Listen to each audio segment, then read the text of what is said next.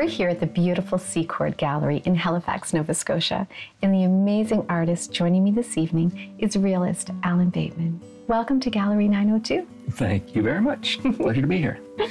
So, Alan, take us back. When was your aha moment when you realized, I'm not sure. I always drew, and I grew up in a family of artists. My mom's actually an artist, and my father, of course, was an artist, although he was art teaching. And so I went through that, you know, the kid stage where you're drawing and sort of having fun with it. There's something happened when I was 11 or 12 when I sort of thought, I took it seriously is not the right word, but I tried to get a little bit consciously to get better at drawing. In this case, it meant realism, which is not really the way the art world rolls. You're not better because you're more realistic. So pretty young, I think, when I started noticing that I didn't like what I was doing. It's having that sort of facility where you want to be better but aren't there yet. But it's important to understand that even as a little kid, if you want to move forward, to not to think that it's an ongoing thing that you're learning and getting better at. So probably kind of young. Can I ask what types of things were you drawing? I mean, were you doing comic book stuff, or were you actually trying to? Would you believe wildlife? Yes, it was. That's what was, you know, on my dad's easel. You know, if your dad's a fireman, you want to be a fireman, and my dad was doing wildlife art, so that's what I did too. And I remember actually sort of copying his paintings, just watching him sketch something out, and I would kind of draw it. I remember drawing, I think a salmon on a bit of salmon and an eagle on a bit of driftwood. So I consciously have memories of that kind of stuff, and it's not that there wasn't another option, it's just that was fun, and it was stimulating and around the house as well. And my dad was teaching, he taught art for 20 years, so he was teaching art in high schools. Where was he teaching at? So I grew up north of Burlington, Ontario, and we had 10 acres there, and he was teaching at, I think it was Lord Elgin High School. And he was also an art consultant for the school board, I'm pretty sure. But we had, the whole idea was to have summers off. I think that's part of the deal when you're an artist and a teacher. Then we would hop in a steaming hot VW bus and go across Canada. You did have a Volkswagen. we did. Well, before that it was an International, which is kind of like, what would be the equivalent of a big SUV now, but they were not well appointed, but still fun. And so we did camping in the summers. 10 acres too. I mean, the wildlife. Yeah, certainly wildlife. And I spent most of my time. So like I had 3 siblings, but I don't know if I was a loner. But I would just head out every day and make dams and catch crayfish and all that kind of stuff. Yeah. Boy stuff. Yeah, it was boy stuff. Sister was doing it too, probably. When did you realize, though, that that isn't the path you wanted to, because your dad was a naturalist, right? Yeah. When did you sort of say, I don't think this is for me? So we were brought up in that, I wouldn't describe myself as not a naturalist or not a bird watcher, but I wasn't, Dad was passionate about it from age 8 or something like that. And I'm sort of a novice at all those kind of things. Bird watching and things like that and learning your plants and animals is something I'm interested in, but he was next level kind of kid, heading to the ROM. He was a little kid into the museums where they kept them. They're called study skins, you know, so it'd be a flying squirrel that's stuffed and kept, and he actually collected for the ROM too. So, but to get back to where I made my departure, I was painting in acrylics and realism through my early teens, and but there was usually a wildlife something in there because it seemed to make it whole. And it was still a part of you. Yeah, really, absolutely. You grew up with that. Yeah. And then a few, you know, old barn doors, and I'm trying to think of what else I painted in my early teens, but that kind of stuff. The architecture, you love this as well, yes, because I do see. Yeah. It's beautiful. But I don't think I had I don't know what an artistic voice is or vision or your an area that you're attracted to. That didn't happen until I hit art college, which was, I painted all through high school. I took art in high school. I think I had a show I was showing maybe before I got out of high school. I don't quite remember. Wonderful. Selling to teachers and things But like still, that. Yeah. But you didn't feel that your style was defined yet. No, so I remember a teacher bought a mountain goat painting that I did, a watercolor. I hope these don't come back. I think maybe. We're going to get emails. Yeah, I know. And, owls and blue jays and things like that. And I don't know if they were particularly good. I was okay. But then once I hit art college and I wasn't painting, I went to printmaking because I really wanted to learn a craft of image making, and the printmaking studio was great for that.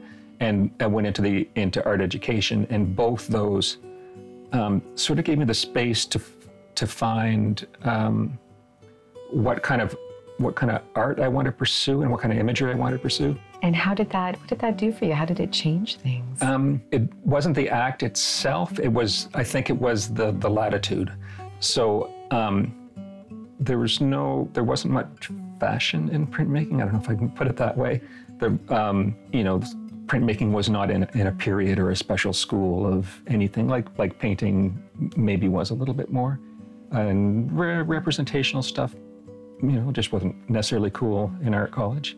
And as I was already doing it and enjoying it and evolving slowly, I didn't need a revolution in my artwork in my teens. I was happy with what I was doing.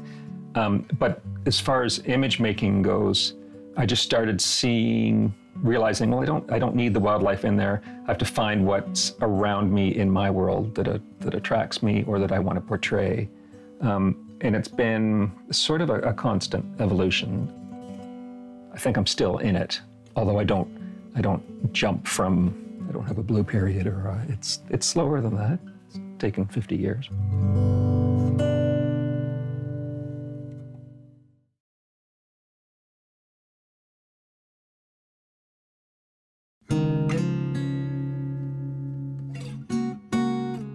Alan, we're now at the showcase part, which is always very exciting. I would love for you to explain to us what we have with us today. So I've got 3 paintings. One is from my collection, which is the painting of Holly here. This is Holly. Yep, I love how she's lovingly looking at you right yes, now. that's nicely arranged. May I ask, where was this when you... So what, to talk big picture about my art and my inspiration, it's mostly within a few kilometers of our house. And so any of these paintings here I can talk about sort of geographically as well, so that we live on Woodside Road, which runs east-west, and the north side of the road is what is called the North Mountain in the valley. And we have trails up through the woods and a little walk we do. Sometimes it's on the road every day just to get ourselves and the dog exercise. So this is a field down the road, and it's at sunset. So these all these moments are things that they build up in my mind over time before they become a painting idea. And so this is just, walking with Holly on a cool September morning or September evening or something like that, and having an idea. I'd never done a portrait of her showing her face, and wanted to come up with something that, give it a try. So this is from memory. No, it's not from memory. Did she pose? Yeah, she posed for it. Okay. And I work from photos. I'm too slow to do from memory. That'd be quite a skill. And portraiture is so hard to get the likeness, especially of your spouse. So it doesn't matter what sheep that is. It's that That's a very good point. Yeah, but this matters.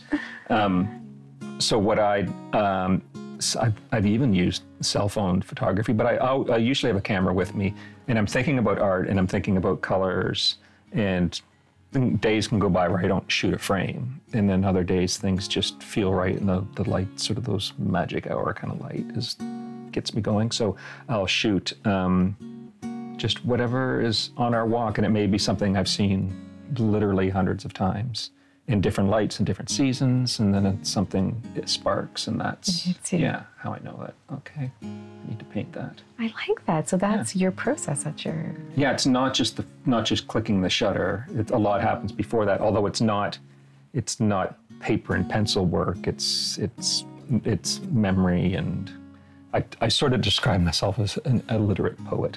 So I'm sort of capturing a moment, romantic or not, or whatever it happens to be, but that's a little bit about how I see and think. But I don't... That does go together. I don't make talking paintings. I don't make paint. I want it to be experienced, but it's not necessary for it to be deconstructed or anything like that. It's a moment that I... Yes, and you can feel that. Yeah.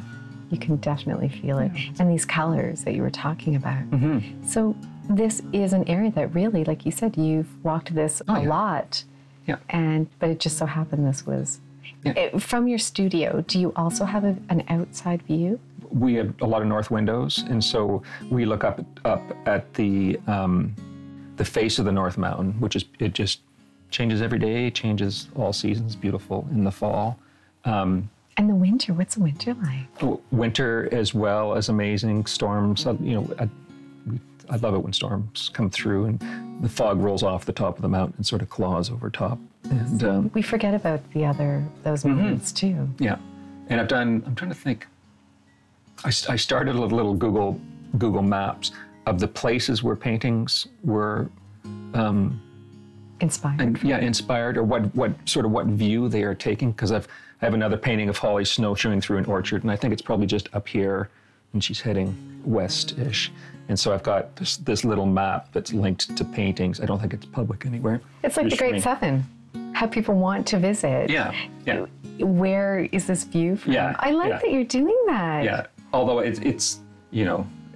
What made you think to do that? I don't know. I kind of like mapping and all other sort of natural sciences and things, and I'm always looking at our little road on Google Earth too, and just thinking, what's that big tree there? I want to march out to that. Kind of takes me back to the story you told when you were a young boy and how you would go out exploring and finding things, and really that's still with you then. Yeah, one of my passion, maybe too strong a word, but one of the things I love to do is cut trails through the North Mountain. So we have 10 acres there, but we know most of the people who own the face of the mountain. And for me, it's kind of a compositional process where I'll hike through the woods and try to find the best, thinking of other people, or if my mom was walking, and find the best trail that leads to that's easy to walk, because it's rubbly up there in lots of valleys, but so it's still a pleasant walk, but hitting sort of nice geological features and geographic features. So the biggest oak tree, I've got a trail up to a huge oak tree, and just creating sort of an aesthetic experience out of trail making and walking. And then again, that helps with painting ideas and that kind of stuff. Of course it does. Yeah. You're creating this like treasure. Yeah, it's sort of a treasure. It's not quite an art piece, but it's all, they're intertwined. I don't really think about. It's part of your process. Yeah. I love that. Yeah. Can you talk about, so realistic. Wow. So the interesting story, and this is all just what makes sort of a rich part of our lives. We moved into a house I think it's a couple hundred years old. We know 1852 for sure is a date that was scratched into old plaster. But it's our neighbor is a Brady, and he grew up in that house. And so he farmed that whole area, and he had brothers and sisters in there, and his dad farmed it. And I don't know how far back it goes. But so we moved in there. We were third or fourth owner past him. And you have your children at this point. And we have our children. Yes. But I've got 10 acres, and I've got, some of that is open field, but I don't have herd animals, and fields close in and grow over. And we kind of liked having that, a bit of a rolling pasture.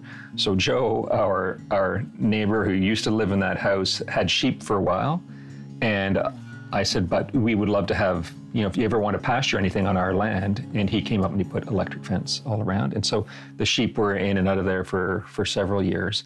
And so you would watch them? Oh yeah, watch them and hear them, and aesthetically they're super interesting animals, and they're not too skittery. Like we'd often walk in amongst them, feed them pumpkins and just anything out of our garden that they love to eat. And so we had sheep on there for a while. We don't have anything right now, but that.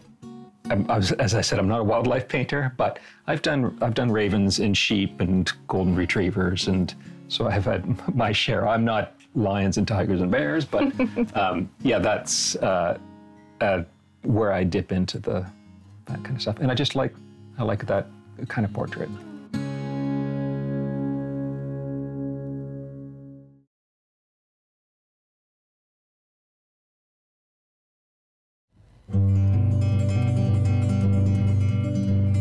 Alan, this is my favorite part of the show, where I invite the artists to bring their special thing from home that means something to them or gave them inspiration.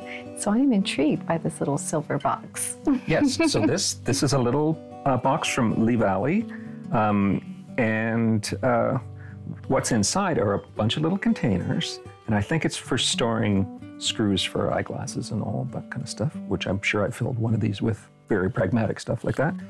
But this is my little. I don't know if it's a museum. I'm not sure what it is. It is like a museum. I've things that I find that I love. I'm not. I wouldn't describe myself as a pack rat, but I don't.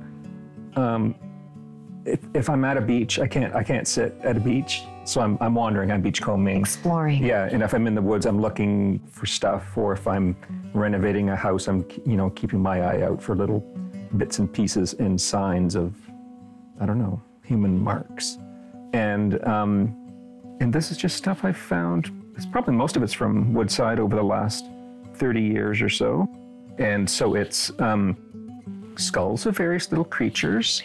I wanted to ask, because I can see, how would you have gotten these metal pieces? So I think it all comes from the same part of my brain. So the person who has to beachcomb instead of suntan, so I have a metal detector, and we have our 200-year-old property, and I have a drawer full of stuff that I found.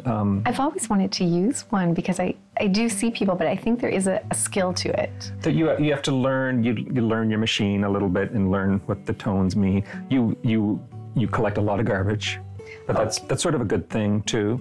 So especially on a beach, you keep all the pop cans and things that you find. Get rid of them. And around our house, is it 10 to 1, 20 to 1 big hunks of old wood stove or a coin, or tack and bridle bits and pieces. So Alan, tell me about these coins, because they really look quite old. So this is only just a fraction in here, and I think I've got some more up there. I've probably found 40 coins, and a lot of those are pre-1900. And one of the coins in here is actually from the 1770s, which doesn't mean it was dropped then. It's very well worn, so you can barely see the features on it. But that's the same part of me that's always looking for, I have a collection of birds' nests, and we have wasp nests and all kinds of weird things in our gallery, and skulls of things. And do you make them into other things? Like you create? I don't really. I've used them for reference sometimes. I do a bit of carving from time to time, and I've made gifts for Holly and a couple auction items. So I carved a June bug. I think my neighbors and friends have a big June bug that I made. So it's that. Those are my. They're scary enough, Alan. You made a life-size. I'm a June bug lover. They just hang on to you nicely, and they're very passive little beasts. I have to ask, the teeth. Do you know what they came from? So these would be seal, and I probably grabbed these out of a rotting skull. But you were fascinated by them. Yeah, and the absolutely. texture. And they're just, you don't encounter things like that every day. I think this is that a groundhog lower mandible? Oh, that's why. Yes. Yeah, so you can see its little. Its teeth that are growing out. Yep, I can see the temporomandibular joint. Yeah. That is amazing. And would you have known what a groundhog mandible looked like if not for this this little box? And bird skulls. This is incredible. Yeah. It's fully intact. Yeah, and I don't know what kind of bird that is. When I was younger, my dad took us behind the scenes at the ROM, and they have a bug room. And so what a bug room is, it's a cleaning room for skulls. And you go in there, and they've got racks and racks of skulls or bits of bones or something, and just bugs everywhere that are chewing away at the bits and pieces.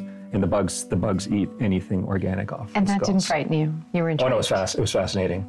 And that sort of, I think I've tried burying like a little, like a mouse or something in a deceased mouse in an anthill. Yes, of course. But they to see. Yeah, to see if they'll clean it for me. But they just took it in, and I think they used it rather than then leave it. But I do have. We've got cow and pig skulls and things just from the area we live in. These are probably little rodents of various sizes. And what about this little metal guy? That one, I can't remember if that's from my grandmother's house. It might be. Both my grandparents were Toronto and Alliston, Ontario, and had just odd little collections. And that's another little metal medic. I haven't researched them. I don't know if I'm sitting on valuable toys. I know, because look at the age on this one. And some stuff has come from in the walls of our house. And I think here we've got, I think it's cicada and something else in there. And this goes back to your bug fascination. It does, yeah. No spiders or anything here. And what about the stamp? And the stamp, so we would have found that in our attic, in our house, that I can go on and on about this. We found correspondence, we found... you found written letters? Yeah, written letters. Other people had been in there and taken stuff, but underneath the insulation, I found correspondence, I found the old negatives, like the 120s. And we've had those developed, and it's pictures of our house. It's all, so we have a big binder full of sort of the story of our house. And so this is just a stamp that would have fallen off one of the envelopes. How exciting to find that. It is pretty cool. And Holly and I are both sort of fascinated by that stuff and overly nostalgic about things where a lot of it might have been tossed, but it's, and we kind of feel it belongs to the house, not to us as much. I don't know, whoever in the next incarnation gets our place would be interested in that kind of stuff. But even if there's a glass negative, which is quite old, and just wow, those are incredible. Yeah, so I guess that puts it 1900 or so. And some of these things were in the wall. Yeah, underneath, a mouse insulation-y kind of. Yeah, it was a gross job, but. We had to clean it. But the history. Yeah, but the history is pretty amazing. Yeah. So you will continue this. It's just going to grow. Yeah, as I find things. And it takes a special something to make the cut. And yes, obviously, because this is 30 years. And how many mouse skulls can a guy have? And I think we got a cat skull down there. And it's stuff that we draw. And if we're teaching drawing classes, it's nice to have the anatomy. Yeah, something organic but complicated enough that in art class, we learned this a long time ago in art education. People have schemas for things. So if I tell you to draw an apple, you'll draw an apple. But apples are really much more interesting than the apple. And the same thing goes for anything you're looking at. So Holly gave me a big whale vertebrae as a gift. And that's a good thing to draw because it doesn't look like anything you know, but it's still a beautiful shape. And so it's good to get out of your idea of what something is. I love that you guys have these gifts you give each other that would only mean something to you. I love it. Yeah. Thank you so much for sharing this. Because really, it's been educational as well. Yeah. But yeah, this is like another side of you. A glimpse of my brain.